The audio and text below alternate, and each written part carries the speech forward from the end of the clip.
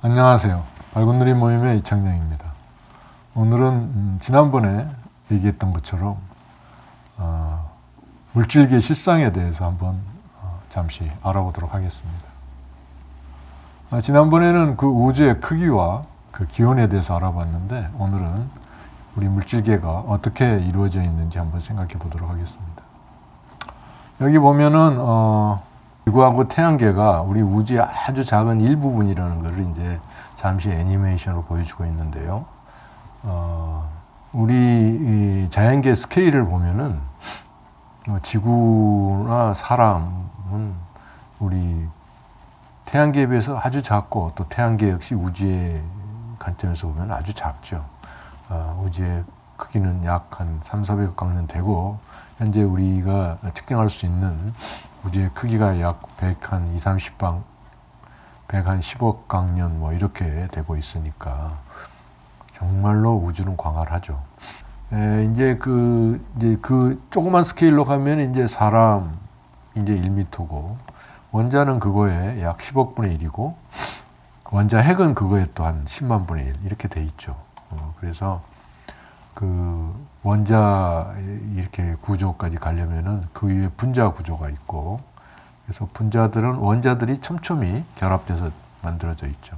그리고 이제 그 밑에 원자들이 있는데, 원자들은 핵과 전자들로 구성되어 있고, 그래서 이거는 이제 원자를 이제 애니메이션 한 건데,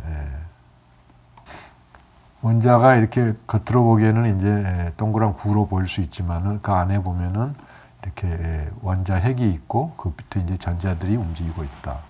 그래서 이제 물질의 기본 구조를 이제 보면은 원자를 이제 대부분 구형으로 돼 있다고 생각을 하면은, 그 원자 속에 아주 이제 그 중심부에 원자 핵이 있는데, 원자 핵의 크기는 그 원자의 약 10만 분의 1이기 때문에 원자를 약 1km라고 그러면은 원자 핵은 약 1cm에 불과하다. 그러니까 1km 밖에서 1cm의 원자 핵이 보이겠습니까? 안 보이죠. 그러니까 그 원자의 넓은 그 큰 공간이 다 비어 있다는 얘기죠. 그리고 그 빈 공간을 이제 전자 몇 개가 왔다 갔다 하고 있는 건데, 전자 역시 다 크기가 없다고 생각하기 때문에 우리는 원자가 거의 텅 비어 있다, 이렇게 이제 얘기할 수가 있는 거죠. 그래서 이제 그 원자 핵을 보면은 그 핵자들, 양성자, 중성자들로 이루어지고 있는데, 근데 수소야 양성자 하나지만은 헬륨만 되더라도 양성자가 2개이기 때문에 원자 번호가 2번이니까 서로 플러스라서 밀쳐내죠. 그러니까 전자기적인 힘으로 밀쳐내기 때문에 이게 떨어져 나갈 수밖에 없는데, 그거를 더 강력한 핵력, 그 중에 핵력 중에서도 강력이 그 두 플러스 원자 핵들, 핵자들을 붙잡고 있다, 양성자들을. 뭐 그렇게 얘기할 수가 있고, 이제 뭐 헬륨 이상으로 가면은 양성자들의 개수가 이제 원자 번호에 해당하니까 그만큼 많은 양성자들 플러스들이 서로 모여 있는데, 이제 그것들을 다 이 강한 강력이 붙잡고 있다, 이렇게 얘기할 수가 있고, 그 다음에 이제 우라늄이나 뭐 이런 거 이제 보면은 방사능 동위원소들은 이제 핵 분열을 하는데, 그 핵 분열을 일으키는 힘이 바로 이제 양력이다. 그래서 자연계에는 이제 4가지 중력, 전자기적인 힘, 그 다음에 핵력 중에 강력, 양력이 있다, 뭐 이렇게 얘기할 수가 있는 거죠. 그래서 이제 우리가 얘기했다시피 핵은 핵자들, 양성자, 중성자들로 구성되어 있고, 또 핵을 들여다보면은 이 쿼크들, 그러니까 프로톤 같은 경우는 P로 썼는데 업쿼크, 다운쿼크로 이렇게 구성이 되어 있고, 중성자는 이제 N으로 썼는데 업쿼크하고 다운쿼크로 이렇게 구성이 되어 있습니다. 그래서 업쿼크하고 다운쿼크가 쌍을 이루고 있고, 그거하고 같은 이제 패밀리가 참 쿼크하고 스트레인지 쿼크가 있고, 그보다 더 제일 무거운 게 탑 코크가 있고 바텀 코크가 있습니다. 그리고 이제 우리가 잘 알다시피 이 일렉트론 전자가 있고 일렉트론에 따른 뉴트리노 중성 미자라고 그러죠. 미자가 있습니다. 그리고 이거보다 무거운 이제 패밀리로 뮤온이 있고 뮤온 뉴트리노가 있고 가장 무거운 패밀리로는 타우 렙톤이라고 부르는데 타우 렙톤이 있고 타우 렙톤 뉴트리노가 있습니다. 그래서 우리가 생각할 때 이 자연계의 기본 구성 입자는 바로 이 12가지 입자들로 이루어진다. 이렇게 이제 우리가 생각을 하고 있죠. 그래서 이제 그런 입자들을 사이에 이제 힘을 매개해서 이제 서로 작용을 할 텐데 그 네 가지 기본적인 힘에는 이제 그 매개하는 입자들이 있다고 우리가 생각을 하는데 그 중력에는 이제 중력자가 있을 거다 이렇게 예상을 하는데 아직까지 중력자는 우리가 확인을 못했죠. 그 다음에 잘 알고 있는 광자, 포톤이 있고 전자기력을 매개하죠. 그 다음에 이제 강력을 매개하는 입자를 이제 우리가 굴론이라고 부르고 있고, 그 다음에 양력을 매개하는 입자로 W 보존, W 플러스, W 마이너스, 그 다음에 G0 보존이 있습니다. 그래서 이 양력을 매개하는 입자들을 발견한 사람들은 또 노벨상을 받았죠. 그래서 이 전자기력하고 중력은 그 범위가 무한대까지 펼쳐져 있고, 강력하고 양력은 거의 핵자의 크기 약 1페르미, 수페르미 정도에 불과하다. 그래서 약 10의 15승이니까 1000조분의 1m죠. 1페르미는. 네, 그렇게 됩니다.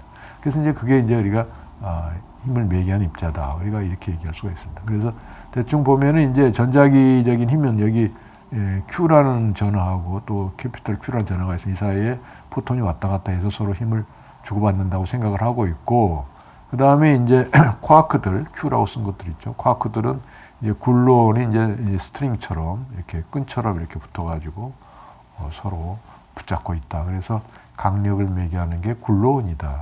굴루라는 게 풀이죠. 그래서 굴론이라고 그랬죠. 풀 입자다 이거죠. 풀처럼 그러니까 잘 붙들어 매준다. 그런 얘기겠죠. 그래서 쿼크는 이제 모든 힘이 다 작용합니다. 중력도 작용하고 전자기력도 작용하고 강력도 작용, 양력도 작용하는데 이 렙톤이라는 것들은 중력, 전자기력, 양력만 작용을 합니다. 다시 말하면은 아까 요 기본 구성 입자들을 볼까요? 기본 구성 입자들의 요 쿼크는 네 가지 모든 힘이 다 작용하는 이제 물질이고 입자들이고, 요 렙톤이라는 거는 강력은 작용하지 않습니다. 그래서 전자기적인 힘, 양력, 중력만 작용하는 게 렙톤이죠. 중력은 모든 입자에 다 작용하죠.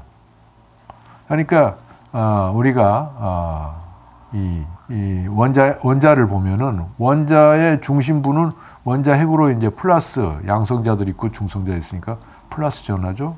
그 다음에 이 주변에 이제 전자들이 있다고 보는 건데 전자는 마이너스 전하니까, 그래서 이 전자는 강력이 작용하지 않기 때문에 이 원자핵 바깥에 있는 거예요. 이 쿼크들하고 이 핵자들은 강력이 작용하기 때문에 지금 뭉쳐 있죠. 그다음에 전자는 강력이 작용하지 않기 때문에 이 원자핵의 바깥에서 이렇게 돌고 있다. 이런 얘기입니다.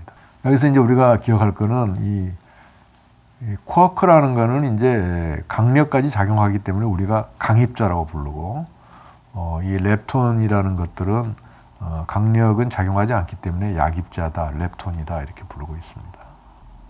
강력은 쿼크에만 작용하고 원자의 크기 정도의 짧은 거리에서만 작용하니까 쿼크로 이루어진 핵자들, 양성자, 중성자는 원자핵 내에 묵히게 되고, 전자는 조금 전에 얘기한 대로 강력의 작용을 받지 않음으로 원자핵 바깥에 존재하게 되는 이런 얘기죠. 그리고 이제 원자 바깥으로 나가면은 플러스 원자핵하고 마이너스 전자들이 서로 중성을 이루기 때문에 원자들도 밖에서 볼 때는 중성처럼 보이죠. 전하가 없는 거죠. 그래서 원자 밖으로 가면은 이제 거의 전자기적인 힘도 작용하지 않기 때문에 오직 중력만 작용하는 것처럼 작용하는데, 중력은 사실은 전자기력에 비해서 굉장히 약합니다. 약하기 때문에 통상의 경우는 우리가 중력을 원자 레벨에서는 무시할 수가 있습니다. 그래서 원자 레벨에서는 마치 전자기적인 힘만 작용하는 것처럼 보인다. 이런 이제 얘기를 할 수가 있겠습니다. 그 다음에 그 핵력을 이제 우리가 보면은, 핵력에 의해서 이제 우리가 잘 알고 있는 게 표출되는 게 원자폭탄, 수소폭탄이죠. 원자폭탄, 수소폭탄인데, 그건 핵 융합 에너지에 의해 가지고, 하는 게 수소폭탄, 핵 분열 에너지에 의한 게 이제 원자폭탄인데, 두 개 다 그 질량이 감소하기 때문에 질량 에너지 등가 공식에 의해 가지고 강력한 이게 폭발이 일어날 수가 있다. 이게 지금 원자폭탄이죠. 원자폭탄이 이렇게 일어나는데, 이 원자폭탄은 이렇게 핵들이 분열해 가지고 이렇게 꽝 터져 가지고 나오는 그 핵력에 의한 힘이다, 이런 얘기죠. 그래서 우리가 원자폭탄은 굉장히 이제 센데, 소위 말하는 TNT는 그 전자기적인 힘에 의한 분자들이 서로 원자들이 사이에 이제 결합력에 의해서 생기는 것들이 바로 화학적인 폭탄 TNT고, 이 원자폭탄이나 수소폭탄은 핵력에 의한 결합에 의해서 생기는 힘을 이제 에너지를 쓰는 게 바로 그런 거다, 이런 얘기할 수가 있죠. 자, 그런데 여기서 이제 뭐 아무런 문제가 없는 것처럼 보이지만은 사실은 조금 문제가 있습니다. 왜 문제가 있느냐? 아까 원자 핵이 가운데 있고 주변에 이제 전자들이 있다고 그랬는데, 전자가 만약에 그 지구나 달처럼 궤도 운동을 한다면은 이제 가속을 하게 됩니다. 가속이란 건 뭐냐 하면은 속도가 변하거나 방향이 변해도 가속 운동입니다. 그래서 그 안에서 왔다 갔다 하려면 궤도 운동을 한다는 거는 가속 운동을 하게 되는 건데, 그 고전 전자기 이론에 의하면은 전하를 띤, 그러니까 전자나 이런 게 가속 운동을 하면은, 궤도 운동을 하면은 에너지를 방출하게 돼 있어요. 그럼 어떻게 되겠습니까? 궤도 운동을 하다가 에너지를 방출하면은 궤도 운동을 못 하고 결국은 떨어지게 되죠. 간단히 얘기하면은 인공위성이 계속 지구 대기권하고 부딪혀가지고 마찰로 에너지를 잃으면은 지구로 떨어지지 않습니까? 그거나 마찬가지죠. 지금 원자에서도 전자가 원자 핵에 의한 그 전기적인 인력으로 있고 이제 궤도 운동을 한다면은, 근데 궤도 운동을 해가지고 에너지를 잃은다면은 전자가 원자 핵으로 떨어지겠죠. 그렇게 되면은 이제 원자가 붕괴되죠. 아까도 얘기했지만은 원자의 사이즈는 원자 핵의 10만 배입니다. 그러니까 굉장히 큰 범위를 이제 전자가 왔다 갔다 하는데, 원자하고 달라붙어 버리면은 이제 원자들이 다 10만 불 내에 축소가 될 테니까 사람이고 뭐고 다 이렇게 붕괴가 돼 버리겠죠. 그래서 그런 일이 일어나면 이제 자연계가 안정된 상태로 존재할 수가 없는데, 실제로는 그렇지 않잖아요. 그래서 그게 큰 미스터리였습니다. 그래서 맨 처음에 그런 원자 모형을 제시한 물리학자 러더포드가 이건 참 문제구나 해가지고 자기 밑에 있던 포스닥 박사 연구원이죠. 그 닐스 보어한테 이거 좀 연구해 봐라 해가지고, 이제 닐스 보어가 자기 조국으로 덴마크로 돌아간 다음에 코펜하겐에 있으면서 거기서 이제 닐스 보어 원자 모델을 만들었는데, 거기서는 이제 이러이러한 궤도를 움직이면은 전자가 에너지를 잃지 않는다, 이런 이제 가정을 했는데, 그거는 이제 그냥 그 과도기적인 가정이고, 실제로 이제 양자역학이 확립이 돼가지고 나서는 그 불확정성 원리에 의해서 원자가 이렇게 달라붙지 않는다, 이런 얘기를 하고 있습니다. 불확정성 원리는 위치의 불확정성 델타 X라고 그러죠. 그 다음에 운동량의 불확정성 델타 P라고 그러는데, 이 위치의 불확정성과 운동량의 불확정성을 곱한 거는 2분의 H바라는 아주 조그만 그 상수보다 항상 더 커야 된다는 겁니다. 그래서 만약에 우리가 위치의 불확정성을 굉장히 작게 하면은 운동량의 불확정성이 커져야 되겠죠. 그래서 만약에 전자가 원자 핵의 10만 배 사이즈에서 왔다 갔다 하다가 만약에 원자 핵하고 달라붙어 버리면은 위치의 불확정성이 10만 분의 1로 줄어들겠죠? 그러면은 운동량의 불확정성은 10만 배가 커질 거 아니겠습니까? 그래서 다시 말하면 운동량의 불확정성이 커진다는 얘기는 운동량이 굉장히 커질 수도 있다는 얘기죠. 그럼 어떻게 되겠습니까? 운동량이 커지면은 다시 운동 에너지가 커지니까 다시 또 전자가 밖으로 튀어나오겠죠. 그래서 어쨌든 간에 그게 균형을 이루는, 그러니까 이제 이 하이젠버그가 이제 맨 처음에 발견한 불확정성 원리에 의해서 그 위치하고 운동량의 그 불확정성이 적당히 균형을 이루는 점이 있는데 그게 바로 원자의 크기라는 겁니다. 원자의 경우에는 10의 마이너스 10승 미터, 그러니까 1옹스트롬이죠. 1옹스트롬 정도의 사이즈를 갖는다. 이렇게 되고 핵의 경우에는 핵력이 더 세기 때문에 더 이제 줄어들어 가지고 원자 크기의 10만 분의 1 정도의 사이즈로 이제 핵들이 머물게 되는 거죠. 그렇습니다. 자, 그런데 이제 이 불확정성 원리는 조금 전에 얘기한 거는 이제 위치하고 운동량, 우리가 보통 보는 3차원의 위치와 운동량을 이제 연관시킨 건데, 이제 아인슈타인의 특수상대성 원리에 의하면은 이제 그게 4차원으로 확장이 되겠죠. 그래서 위치하고 시간이 4차원이 되고 운동량하고 에너지가 또 4차원이 됩니다. 그래서 이제 위치하고 운동량에 대비되는 게 시간하고 에너지가 되는데, 그 이제 불확정성 원리가 그렇게 확장이 됩니다. 그래서 시간의 불확정성 델타 T하고 에너지의 불확정성 델타 E가 또 2분의 H바라는 조그만 상수보다 더 항상 커야 됩니다. 그렇기 때문에 아주 짧은 시간에는 에너지의 변동성이 굉장히 커지게 되죠. 에너지의 불확정성이 커지니까. 그래서 실제로 아주 짧은 시간으로 우리가 가면은 굉장히 에너지의 그 변동성이 커진다 이거. 이거는 그래서 이제 마치 시공간이 이렇게 된 것처럼 해놨는데 사실은 그 각 지점에서 에너지의 불확정성이 이제 이렇게 변동을 친다 이런 얘기죠. 에너지의 불확정성이 이렇게 요동을 칠 거다. 이걸 우리가 진공 요동, 베큐움 플럭티에이션이라고 그럽니다. 근데 그럼 그 무슨 효과가 있느냐? 근데 실제로 있다는 겁니다. 그런 게. 그래서 그 진공 요동의 효과를 실제로 확인한 게 카시미로 효과라고 그럽니다. 그래서 그건 뭐냐면은 시간과 에너지 사이의 불확정성 원리를 양자 장론적으로 생각하면은, 양자 장론이라는 건 뭐냐면은 양자 역학에다가 아인슈타인의 특상대성 이론을 이제 서로 합한 게, 적용한 게 양자 장론이라는 이론이 되는데, 그걸 하면 이제 입자가 생겼다가 없어질 수도 있고 그렇습니다. 그래서 그런 경우에는 이 조금 아주 작은 시간에는 이 에너지가 굉장히 커질 수가 있기 때문에 입자들이 이제 생성될 수가 있는데, 그거에서 카시미르 효과가 난다. 뭐 이런 얘기입니다. 그건 어떻게 되냐 하면은,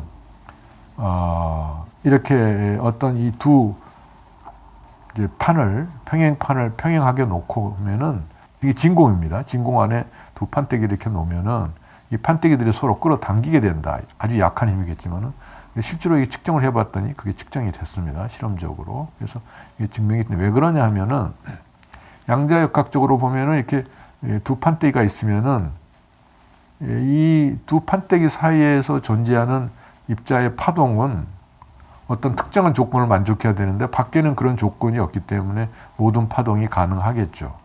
그래서 그걸 이제 양자 장론, 조금 전에 얘기한 상대론적으로 해석한, 특상대론적으로 해석한 양자역학을 특상대론적으로 해서 양자 장론의 입장에서 보면은 이제 여기서는 밖에서는 뭐 입자의 제한이 없이 입자들이 생성이 되고 파동의 제한이 없습니다. 여기서는 파동이 제한되어 있으니까 그거에 상응하는 특정한 파동의 종류만 나타날 수가 있다. 그러니까 간단히 말하면 밖에 있는 파동의 종류보다 안에 있는 게 줄어들 수밖에 없기 때문에 조금 전에 보여준 요 종류가, 여기는 다양한 종류가 있는데 여기는 그 딱 특정한 종류만 있기 때문에 밖에서 이제 이 입자들이 부딪히는 힘이 안에서 부딪히는 힘보다 더 세니까 이 두 판때기가 서로 끌어당기는 것처럼 보인다. 이렇게 되는 거죠. 그래서 이걸 우리가 카시미르 이펙트라고 그러고 실제로 우리가 측정하고 있습니다. 그래서 이게 뜻하는 게 뭐냐 하면은 이게 진공입니다. 진공 중에 이런 입자들이 생겼다 없어졌다 생겼다 없어졌다 이런 게 반복이 된다는 겁니다. 그래서 실제로는 진공이 빈 진공이 아니라 항상 온갖 입자들이 생성소멸하는 그런 상황이다. 그래서 그거를 이제 아까 여기서는 이제 마치 이렇게 해놨는데 이거는 이 공간 자체라기보다는 여기서 여기 각 지점에서의 에너지가 이렇게 플럭츄에이션 한다. 이렇게 우리가 이해를 해야 되겠습니다.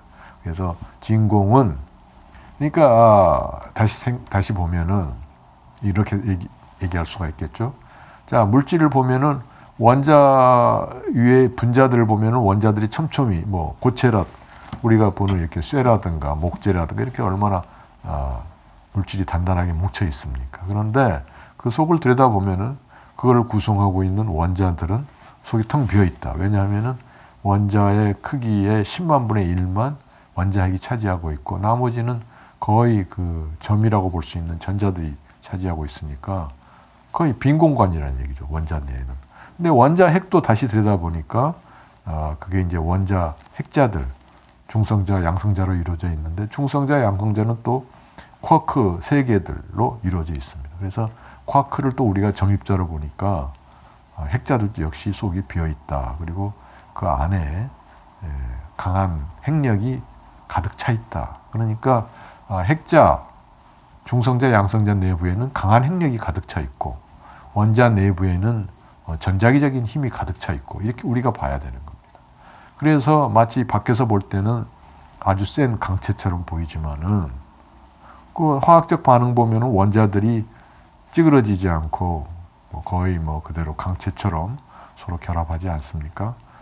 일부 아주 겹치는 부분에서만 전자들이 서로 컨택을 해가지고 공유 결합을 하는데 어쨌든 간에 거의 원자들은 그냥 강체처럼 우리가 행동한다고 봐도 되죠. 그래서 그 안에 이제 전자기적인 힘이 가득 차 있고 그렇지만 속은 비어 있는 거나 마찬가지고 핵자들도 아주 이렇게 단단하게 뭉쳐 있는 것 같지만 속에는 그 쿼크 3개로 된 비어 있는 구조다. 이렇게 될 수가 있죠. 쿼크는 이제 쿼크나 전자는 우리가 점입자로 생각하기 때문에 비어 있는 거나 마찬가지. 그래서 이제 마치 보면 다 비어 있는 거지만은 밖에서 볼 때는 다 꽉 차 있는 걸로 보이죠.